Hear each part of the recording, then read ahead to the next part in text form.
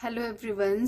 आज हम पढ़ेंगे क्लास 11th का चैप्टर 2 सोशियोलॉजी का। तो उसमें हम बात करेंगे social stratification. What is social stratification? Social stratification क्या होता है?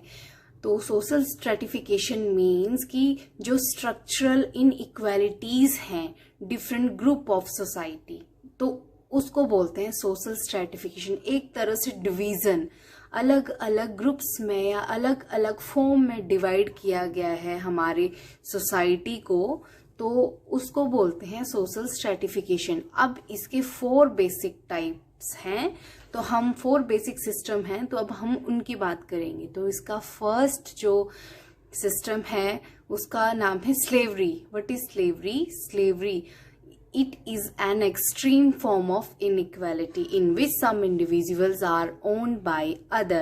slavery, slave से आप समझते हैं कि गुलाम, slave वर्ड का मीनिंग है गुलाम।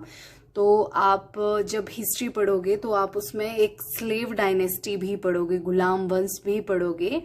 तो मतलब स्लेवरी मीन्स गुलाम। पहले के टाइम, अब ये चीज नहीं होती, अब ये सिस्टम नहीं है, बट पहले के टाइम में क्या होता था, जब राजा महाराजा का टाइम होता था, उस टाइम क्या होता था कि वो राजा क्या करते थे, या जो रिच लोग होते थे वो क्या करते थे, खरीद लेते थे लोगों को, आदमियों को खरीद लेते थे, और फिर उनको, उनके माँ बाप उनको बेच देते थे बच्चों को, और फिर उस बच्चे को, समझ लो कोई पेरेंट्स हैं, उन्होंने अपने बच्चे को बेच दिया, तो उनको पैसा मिल जाएगा, और वो बच्चा अब जिसने भी खरीदा होगा उसका गुलाम बन के रहेगा।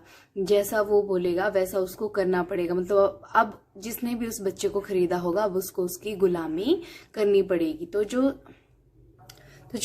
जो नेक्स्ट सिस्टम है इसका, ये 4 टाइप्स में डिवाइड है, slavery, estate, caste and class. तो जो सेकंड टाइप है वो है एस्टेट।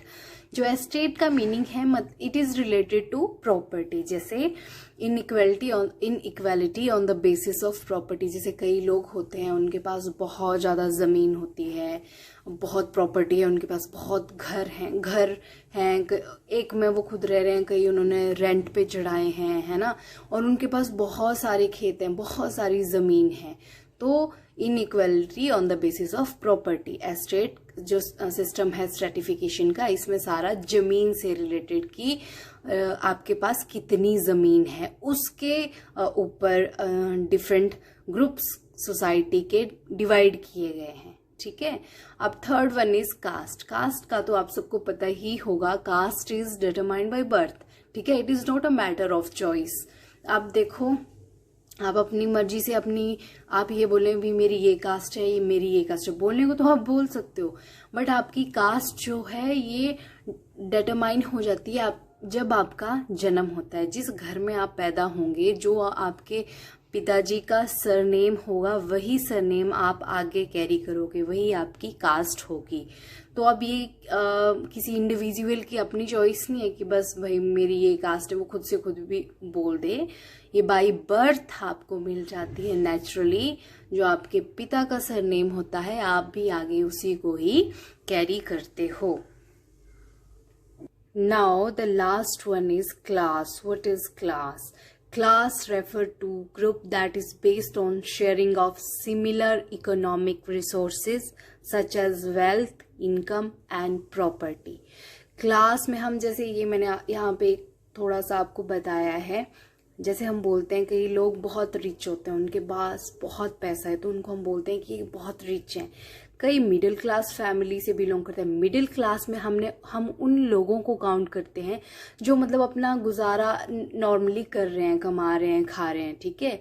और पुअर क्लास में हम उन लोगों की बात करते हैं जो गरीब हैं, जो बहुत मुश्किल से मतलब अपना जो भी उनका खर्च है वो चला पाते हैं, बहुत मुश्किल से, वो बहुत गरीब हैं, ना ही वो लोग एजुकेटेड हैं, ना ही उनके पास कोई साधन है कमाई करने का, तो उनको हम बोल देते हैं कि पुअर क्लास। ठीक है।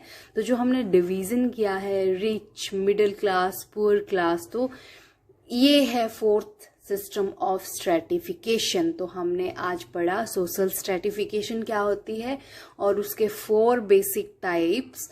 तो आज के लिए इतना ही। नेक्स्ट क्लास में अगला टॉपिक पढ़ेंगे हम। और मैं आपको बता दूं कि मैं आपको बहुत नॉर्मल सी चीज़ें एनसीईआरटी में से, हम पूरी एनसीईआरटी नहीं पढ़ेंगे।